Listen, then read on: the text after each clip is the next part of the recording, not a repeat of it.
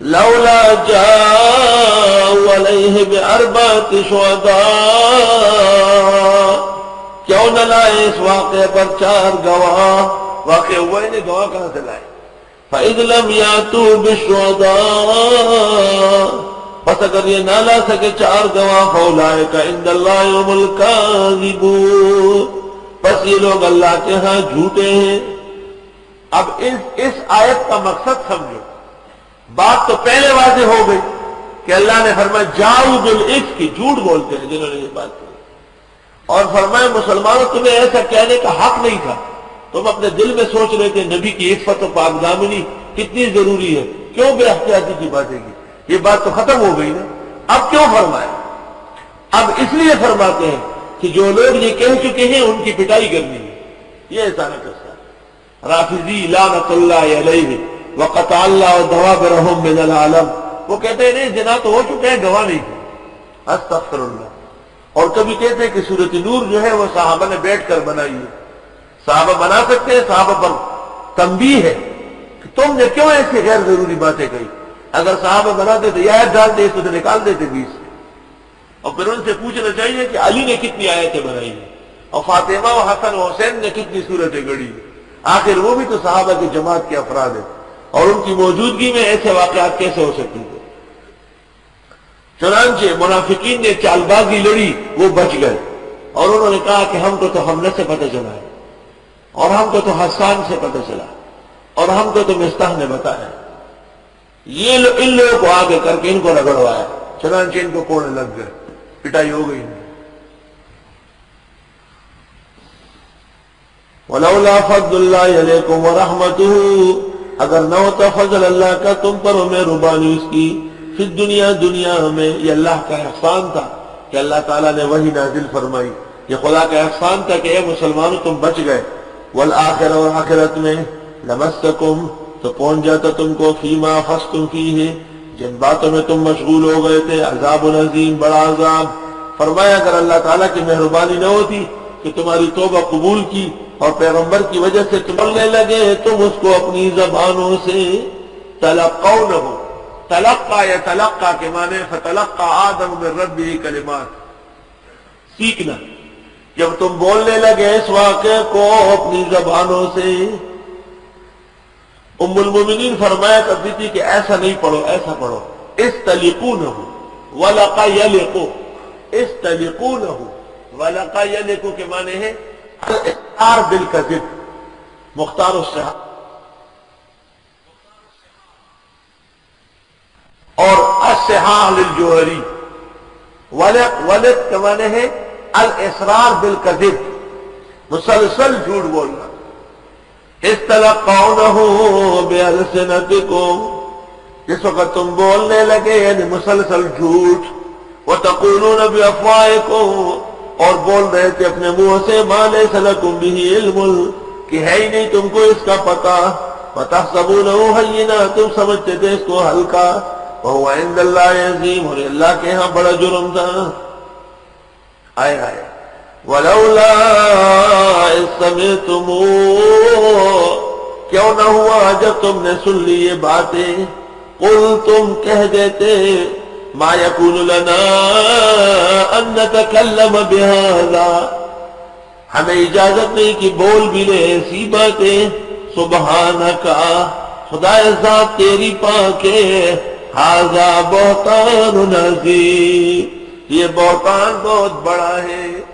سبحانکا ھذا بہتان عظیم کا حاصل سمجھو کہ خدایا جیسی تیری ذات پاک ہے، لیکن لوگ تو تہمت لگاتے ہیں نا، یہود نے، نصارہ نے، مشرکین نے، سب تہمتیں نہیں ہیں، قالت الیہود عزیر ابن اللہ وقالت النصارى مسیح ابن اللہ، تو فرمایا اس طرح پیغمبر کی بیوی پر بھی تہمت لگ سکتی، لگ گئی۔ جیسے تہمتوں سے تیری دامن الوہیت میں فرق نہیں آیا، ان تہمتوں سے پیغمبر کی عزت و ناموس پر کوئی بیٹھا نہیں لگا۔ ایک سبحانک ھذا بہتان عظیم، دوسری توجیہ، خدایا تیری ذات پاک ہے، تیری پاکی کی قسم کہ یہ واقعہ بہتان ہے، قسمیہ ہو جائے۔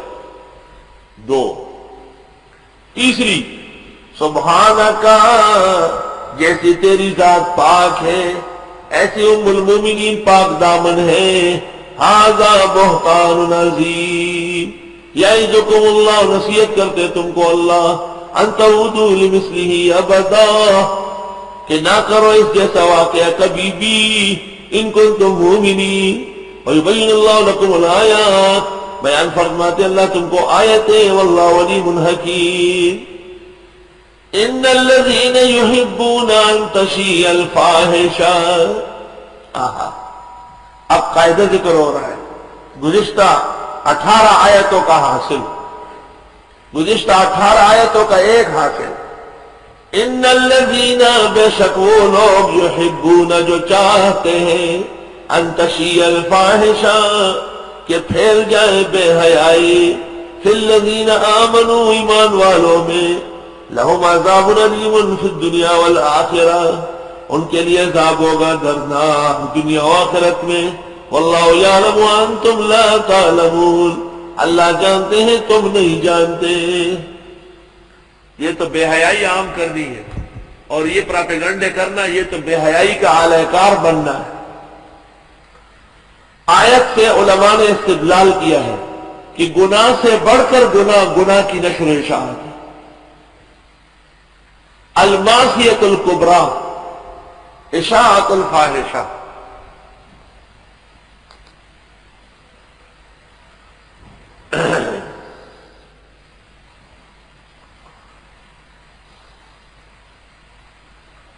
چنانچہ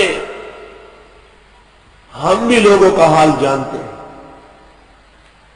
ہم بھی مولوی احمد رضا خان، مولوی امجد علی، مولوی نعیم الدین مراد آبادی کے سارے حالات سے واقف ہیں. ان کی زندگی بھی کوئی وحی کی نہیں تھی. ہمارے بزرگوں کی عبارات پکڑنے والے ان میں شرم اور حیا نہیں، اور ہماری جماعت میں حیا ہے. ورنہ ہم بھی یہ عبارت عام کر سکتے ہیں کہ مولوی احمد رضا نے ملفوظات میں لکھا ہے کہ انبیاء علیہ السلام کی قبروں میں ان کی بیویاں پیش کی جاتی ہے اور وہ ان کے ساتھ شباشی فرماتے ہیں. پیغمبر فرماتے ہیں نبی قبروں میں زندہ ہے نماز پڑھتے ہیں، احمد رضا خان کہتے ہیں جمع کرتے ہیں.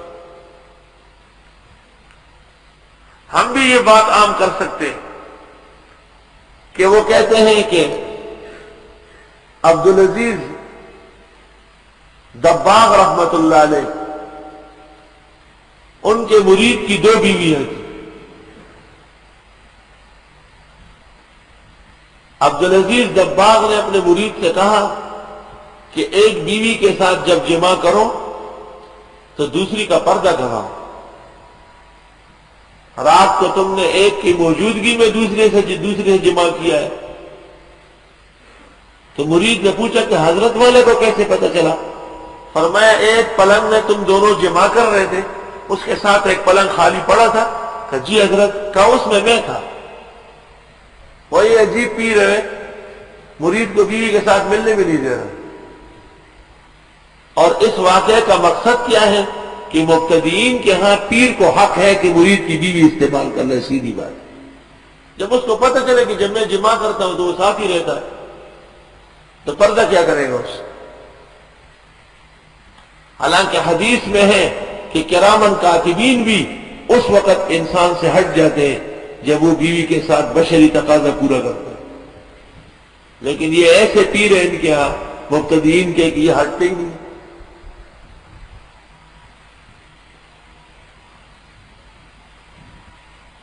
اور لکھتے ہیں کہ ایک درگاہ کا مرید تھا تو ایک قافلے میں کنیزیں جا رہی تھی.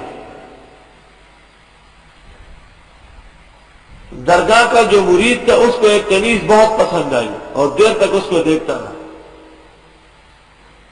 پھر خیال آیا کہ میں تو حضرت کا مرید ہوں، مجھے ایسا نہیں ہونا چاہیے. واپس چلا گیا.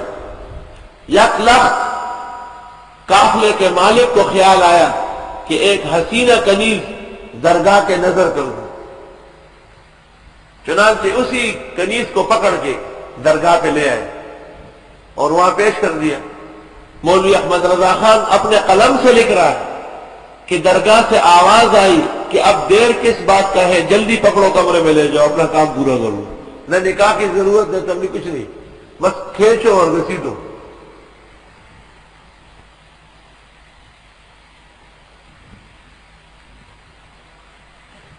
ہم بھی یہ باتیں پھیلا سکتے ہیں جو لوگوں نے بہت بری لکھی کہ خان صاحب بریلوی کی عمر بہت تھوڑی تھی، صرف قمیص پہنے ہوئے تھے، ان دنوں میں شلوار نہیں پہنتے تھے۔